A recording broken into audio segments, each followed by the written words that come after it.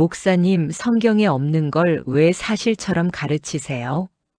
그러게요. 저도 궁금했어요.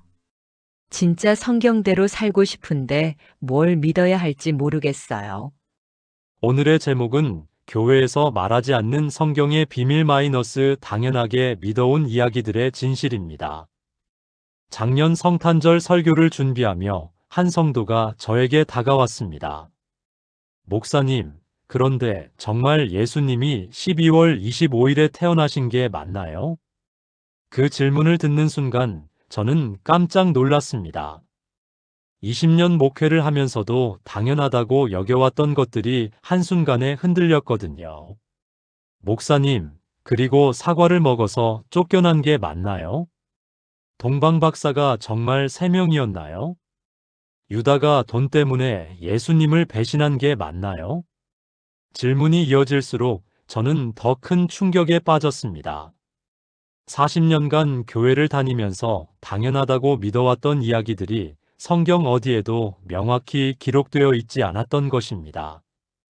그날 밤 저는 새벽까지 성경을 뒤져가며 확인했습니다. 아담과 하와가 먹은 건 선악을 알게 하는 나무의 열매였지 사과가 아니었습니다. 동방박사들의 수는 성경 어디에도 나오지 않았습니다. 예수님의 정확한 탄생일도 기록되어 있지 않았습니다. 그 순간 저는 깨달았습니다.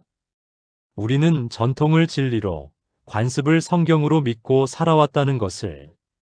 세상은 확실한 것을 의심하라고 하지만 성경은 의심했던 것에서 확실함을 발견하라고 말씀합니다. 오늘 여러분과 함께 교회에서 말하지 않는 성경의 비밀들을 하나하나 파헤쳐 보겠습니다. 이 시간이 끝나면 여러분은 성경을 완전히 새로운 눈으로 보게 될 것입니다.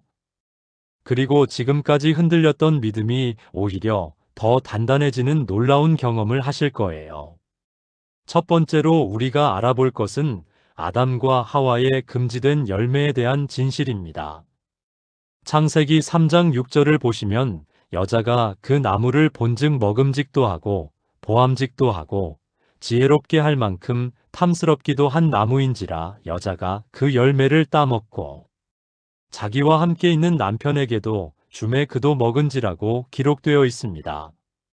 성경은 단순히 그 나무의 열매라고만 했지 사과라고 하지 않았습니다.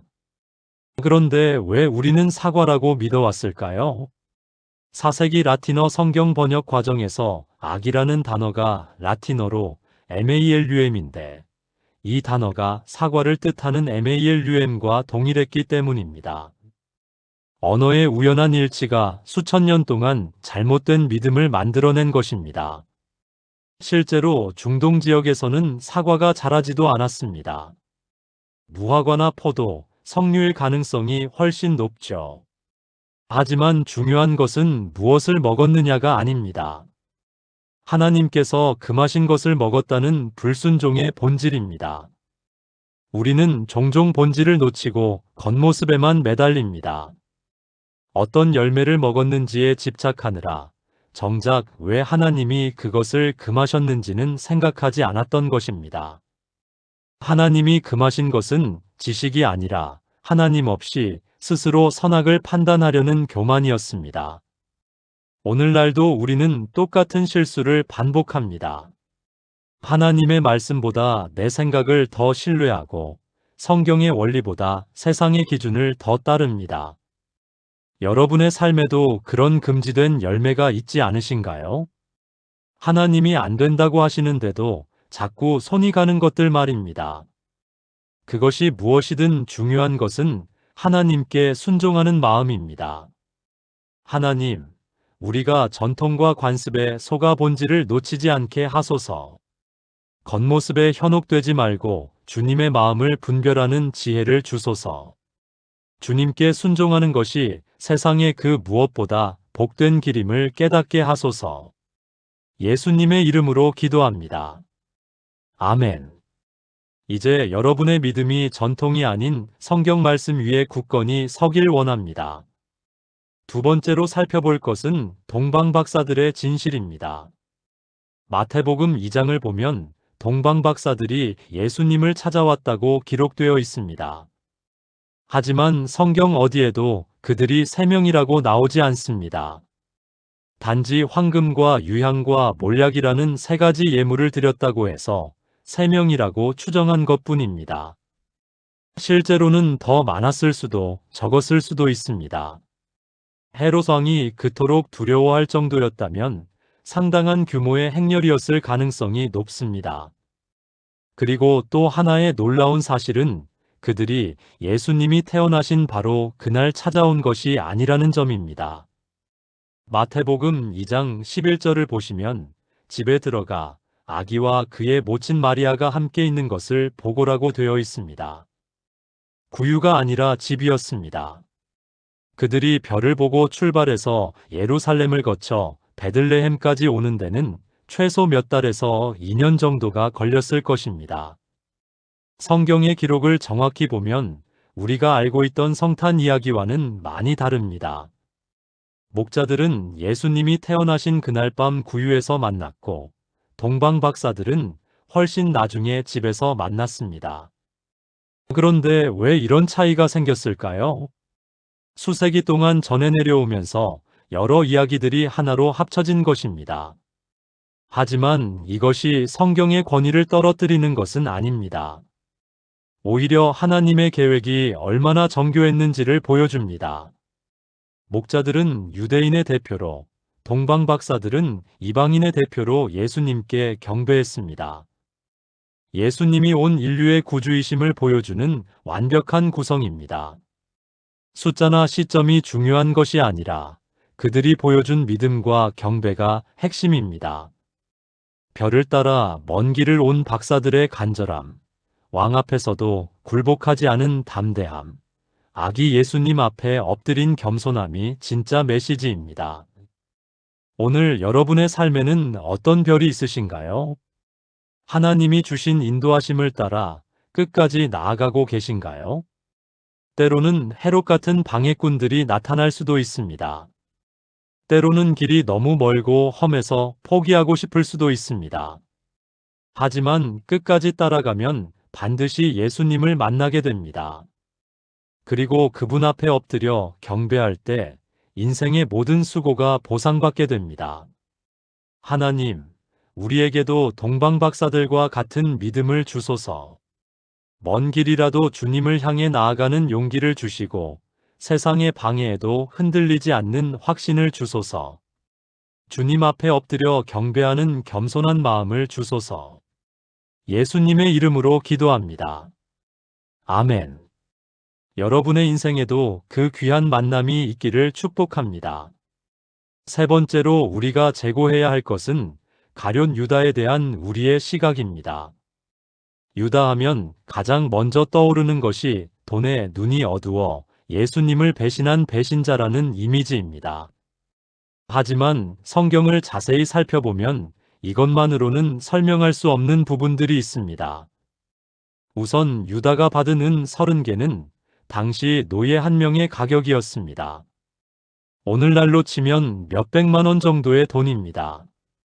3년 동안 예수님을 따라다니며 모든 것을 포기한 사람이 그 정도 돈에 스승을 배신했다는 것이 합리적일까요? 요한복음 12장을 보면 유다가 돈괴를 맡고 있었다고 나옵니다. 예수님이 그를 신뢰했다는 뜻입니다. 또한 최후의 만찬에서 예수님은 유다에게 내가 하는 일을 속히 하라고 말씀하셨습니다. 마치 계획된 일인 것처럼 말입니다. 학자들 중에는 유다가 예수님이 메시아의 권능을 드러내시게 하려고 일부러 위기 상황을 만든 것이라고 보는 견해도 있습니다. 물론 결과적으로 잘못된 선택이었지만 단순히 돈욕 때문이 아니라 더 복잡한 동기가 있었을 수 있다는 것입니다. 누가복음 22장 3절을 보면 사탄이 가룟신이라 부르는 유다에게 들어간지라고 되어 있습니다. 이것은 유다 개인의 탐욕보다는 영적 전쟁의 차원에서 일어난 일임을 보여줍니다. 그리고 마태복음 27장을 보면 유다가 자신의 행동을 후회하며 은 30개를 성전에 던져버리고 스스로 목숨을 끊었다고 나옵니다. 정말 돈이 목적이었다면 돈을 돌려주지 않았을 것입니다. 이 모든 것을 종합해보면 유다의 배신은 단순한 탐욕의 문제가 아니라 잘못된 열심과 오해에서 비롯된 비극이었을 가능성이 높습니다. 하지만 이것이 유다의 죄를 정당화하는 것은 아닙니다. 동기가 무엇이든 결과적으로 하나님의 아들을 배신한 것은 분명한 죄입니다.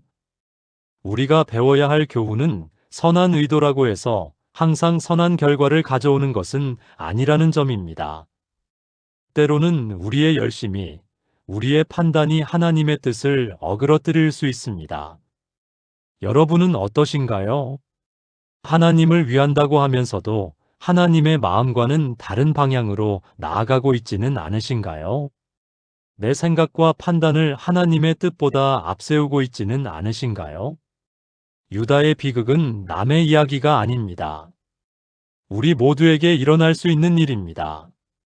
그래서 더욱 겸손히 하나님께 묻고 또 물어야 합니다. 하나님, 이것이 정말 당신의 뜻입니까? 하나님, 우리가 유다와 같은 실수를 하지 않게 하소서. 선한 의도로 시작했지만 잘못된 길로 빠지지 않게 하소서. 언제나 주님의 뜻을 구하며 겸손히 순종하는 삶을 살게 하소서. 예수님의 이름으로 기도합니다. 아멘. 하나님의 마음을 분별하는 지혜가 여러분과 함께하기를 축복합니다. 네 번째로 살펴볼 것은 십자가의 모양에 대한 진실입니다. 우리가 알고 있는 십자가는 위로 길게 뻗은 수직 막대와 가로지른 수평 막대가 만나는 형태입니다. 하지만 예수님이 실제로 달리신 십자가가 정말 그런 모양이었을까요? 헬라어 원문에서 십자가를 뜻하는 스타우로스는 단순히 기둥 또는 말뚝을 의미합니다. 당시 로마의 처형 방법을 역사적으로 추적해보면 여러 가지 형태가 있었습니다. T자 형태, X자 형태, 그리고 단순한 기둥 형태까지 다양했습니다. 우리가 알고 있는 전형적인 십자가 형태는 콘스탄틴 대제 이후 기독교가 공인되면서 정착된 것입니다. 그런데 정말 놀라운 사실은 십자가의 정확한 모양이 중요한 것이 아니라는 점입니다.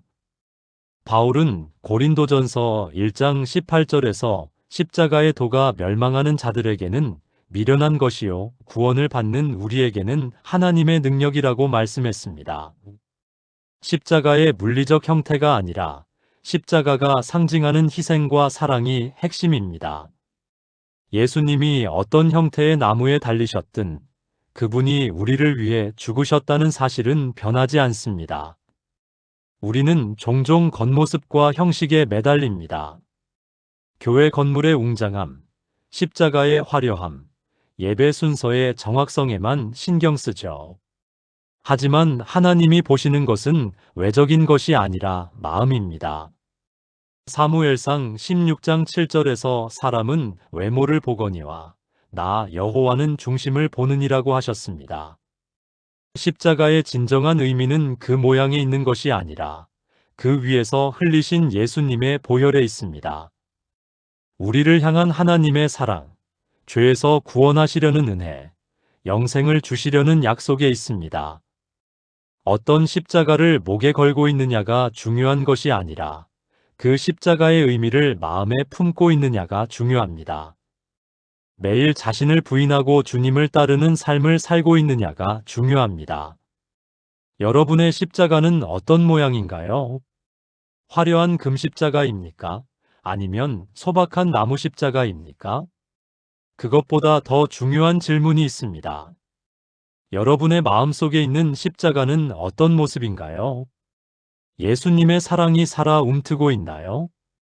그분의 희생이 감사로 넘쳐 흐르고 있나요? 그분의 은혜가 삶의 변화로 나타나고 있나요? 진짜 십자가는 목에 걸려 있는 것이 아니라 마음에 새겨진 것입니다. 하나님, 우리가 형식과 외모에 매이지 않게 하소서. 십자가의 참된 의미를 마음 깊이 새기게 하소서. 매일 자신의 십자가를 지고 주님을 따르는 제자가 되게 하소서. 예수님의 이름으로 기도합니다. 아멘. 여러분의 마음에 참된 십자가의 사랑이 넘치기를 축복합니다.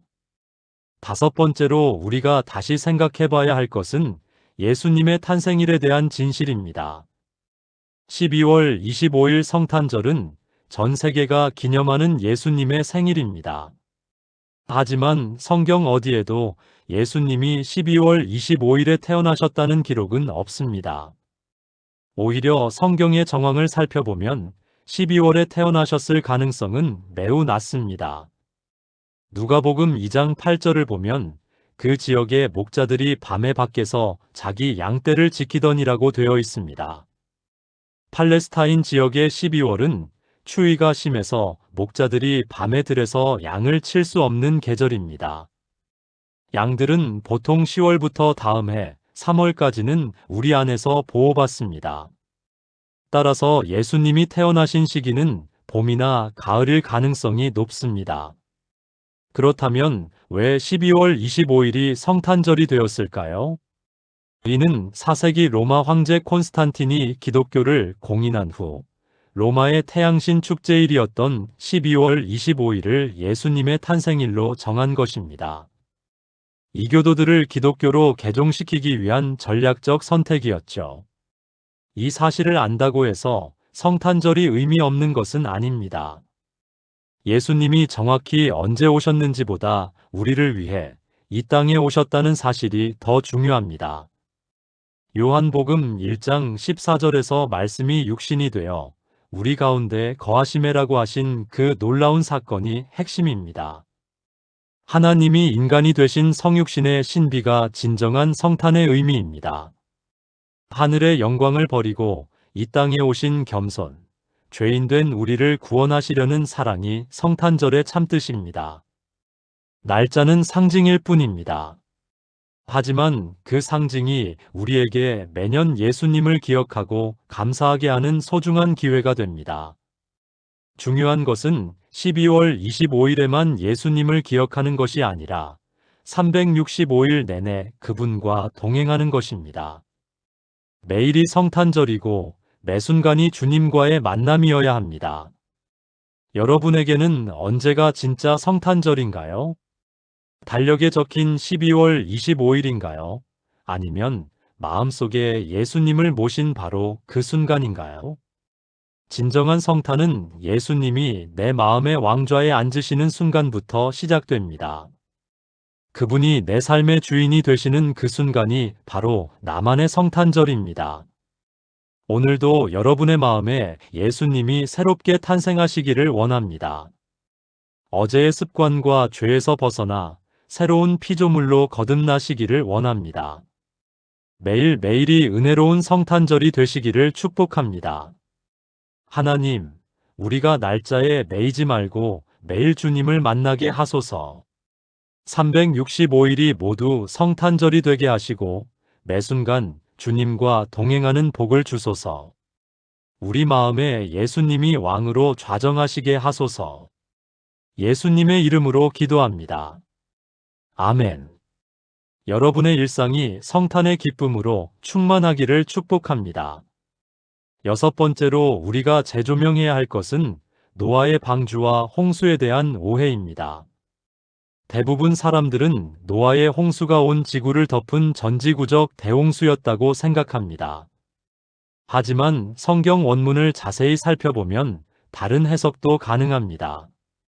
창세기 7장 19절에 온천하라는 표현이 히브리어로는 콜 하아레츠인데 이는 온 땅이라는 뜻이지만 문맥에 따라 그 지역 전체를 의미할 수도 있습니다. 실제로 성경에서 온 땅이라는 표현이 지역적 범위를 뜻하는 경우가 여러 번 나옵니다. 창세기 41장 57절에서 온 땅의 백성이 곡물을 사려고 애굽으로 와서 요셉에게 이르렀으니라고 할 때도 실제로는 근동 지역을 의미했습니다. 또한 방주에 탄 동물들을 생각해보면 전 세계의 모든 동물이 다 탔다고 보기에는 물리적으로 불가능합니다. 지구상에는 수백만 종의 동물이 있는데 모든 종을 한 척의 배에 태울 수는 없었을 것입니다. 아마도 노아가 살던 메소포타미아 지역의 동물들만 태웠을 가능성이 높습니다. 그렇다면 홍수도 그 지역에 국한된 대홍수였을 수 있습니다. 하지만 이것이 성경의 권위를 떨어뜨리는 것은 아닙니다. 오히려 하나님의 말씀이 얼마나 정확하고 합리적인지를 보여줍니다. 노아 홍수의 핵심은 홍수의 범위가 아니라 하나님의 공의와 긍휼입니다.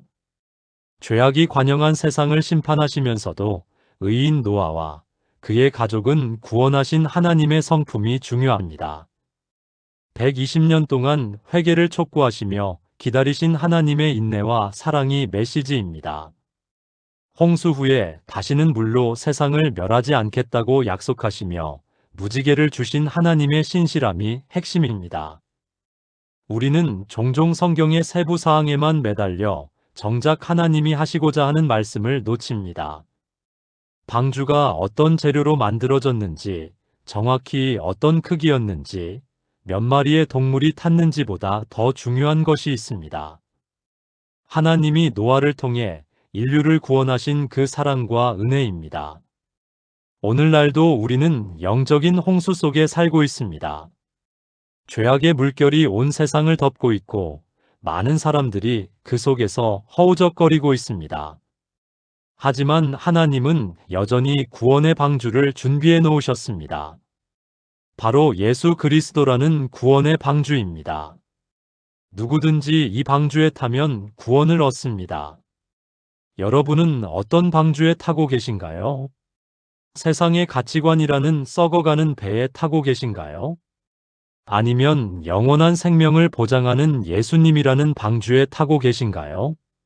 하나님, 우리가 세부 사항에 매이지 말고 하나님의 마음을 보게 하소서. 죄악의 홍수에서 우리를 구원하신 주님의 은혜를 깨닫게 하소서. 예수님이라는 구원의 방주 안에서 평안을 누리게 하소서. 예수님의 이름으로 기도합니다. 아멘. 여러분이 구원의 확신 속에서 평안을 누리시기를 축복합니다.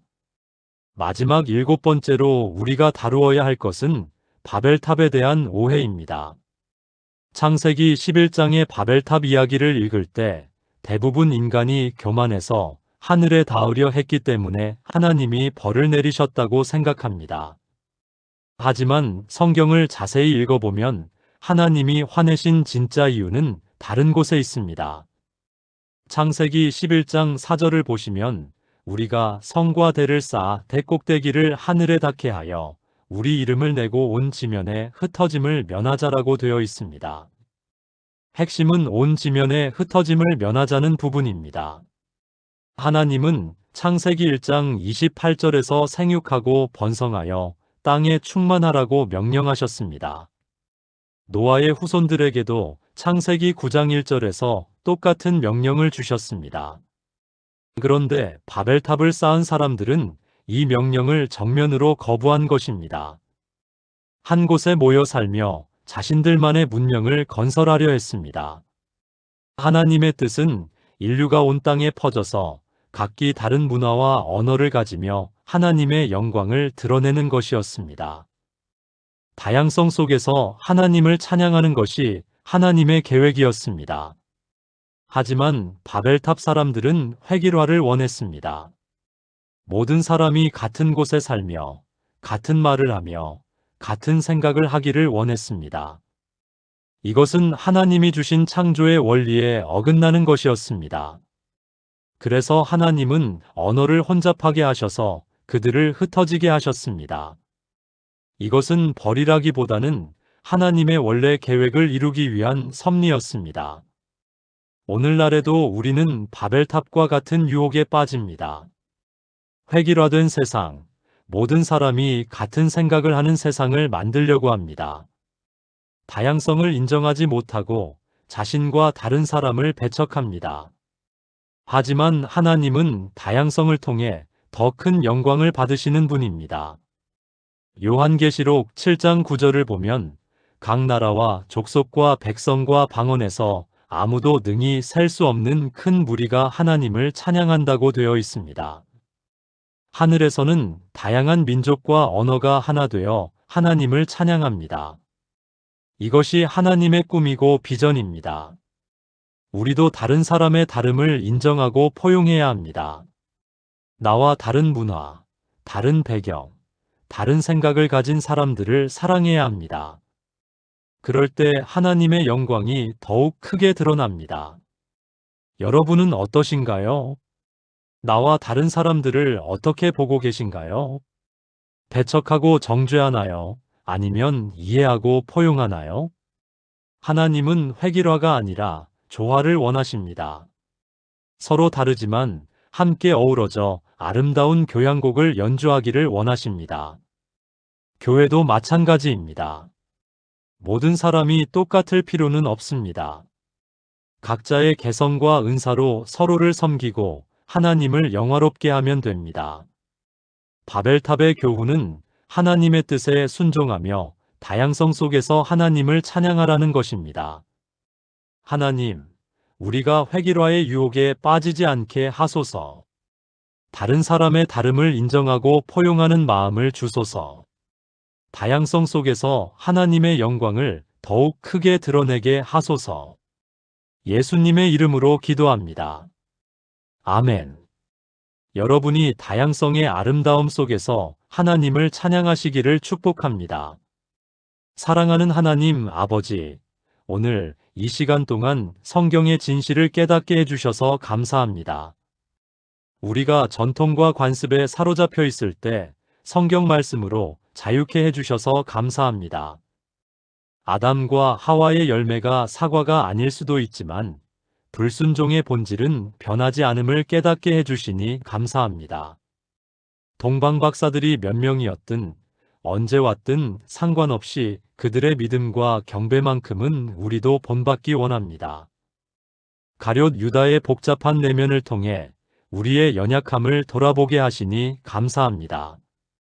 십자가의 모양이 어떠했든 그 위에서 흘리신 예수님의 보혈은 영원히 우리를 구원하심을 고백합니다.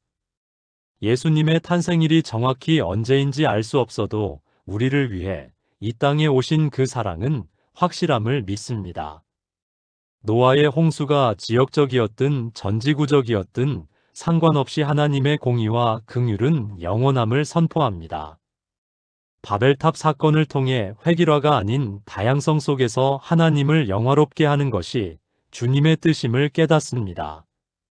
하나님, 우리가 겉모습과 형식에 매이지 말고 항상 하나님의 마음을 구하게 하소서. 전통보다는 성경을, 관습보다는 진리를 붙잡는 신앙인이 되게 하소서. 의심과 질문을 통해 더욱 견고한 믿음을 세워가는 성숙한 그리스도인이 되게 하소서. 우리의 믿음이 맹목적이지 않고 성경적이며 감정적이지 않고 진리에 기반한 믿음이 되게 하소서. 예수님의 이름으로 간절히 기도드립니다. 아멘. 여러분, 오늘 우리는 정말 놀라운 여행을 했습니다. 교회에서 당연하게 여겨왔던 이야기들을 하나하나 성경의 렌즈로 다시 살펴보았습니다. 어떠셨나요? 처음에는 믿음이 흔들릴까봐 걱정하셨을지도 모르겠습니다. 하지만 지금은 어떠신가요? 오히려 더 단단해진 믿음을 느끼지 않으신가요? 진짜 진리는 질문과 의심을 두려워하지 않습니다. 오히려 더 깊이 파고들수록 더욱 견고해집니다. 다이아몬드가 압력을 받을수록 더 단단해지는 것처럼 말입니다. 오늘 우리가 발견한 것은 성경이 허구라는 것이 아니라 성경이 얼마나 정교하고 완벽한 하나님의 말씀인지였습니다. 세부 사항에 매달리지 않고 본질을 추구할 때 얼마나 깊고 풍성한 의미가 숨어 있는지를 보았습니다. 이제 여러분에게 부탁드리고 싶은 것이 있습니다. 오늘 들은 이야기를 다른 사람들과도 나누어 주세요. 아직도 전통과 관습에 매여 고민하고 있는 성도들에게 이 자유함을 전해주세요. 하지만 조심해야 할 것이 있습니다. 이런 이야기를 듣고 그럼 성경이 틀린 거네라고 생각하는 사람들이 있을 수 있습니다. 그럴 때 여러분이 명확히 말해 주셔야 합니다. 아니요, 성경은 완벽합니다. 다만 우리가 성경을 잘못 이해하고 있었을 뿐입니다. 전통이 틀렸다고 해서 성경이 틀린 것이 아닙니다. 관습이 잘못되었다고 해서 신앙이 잘못된 것이 아닙니다. 오히려 더 정확한 성경 이해를 통해 더 깊은 신앙으로 나아가는 것입니다. 여러분의 믿음이 이제 맹목적 믿음이 아닌 지혜로운 믿음이 되기를 축복합니다. 의심 없는 믿음이 아니라 의심을 통과한 확신이 되기를 축복합니다. 그리고 이 확신을 바탕으로 더욱 담대하게 복음을 전하시기를 축복합니다. 누군가 여러분의 믿음에 대해 질문할 때 당황하지 마시고 오히려 기뻐하세요. 그것은 더 깊은 진리를 나눌 수 있는 기회이기 때문입니다. 하나님의 말씀은 그 어떤 도전도 이겨낼 수 있을 만큼 견고합니다. 성경은 그 어떤 질문에도 충분한 답을 가지고 있습니다. 다만 우리가 더 깊이 파고 더 넓게 보면 됩니다. 여러분이 이제 성경을 읽을 때마다 새로운 발견의 기쁨을 누리시기를 축복합니다. 전통의 안경을 벗고 성령님의 안경을 쓰고 말씀을 보시기를 축복합니다. 그리하여 하나님의 마음을 더욱 깊이 알아가는 복된 성도가 되시기를 주님의 이름으로 축복합니다.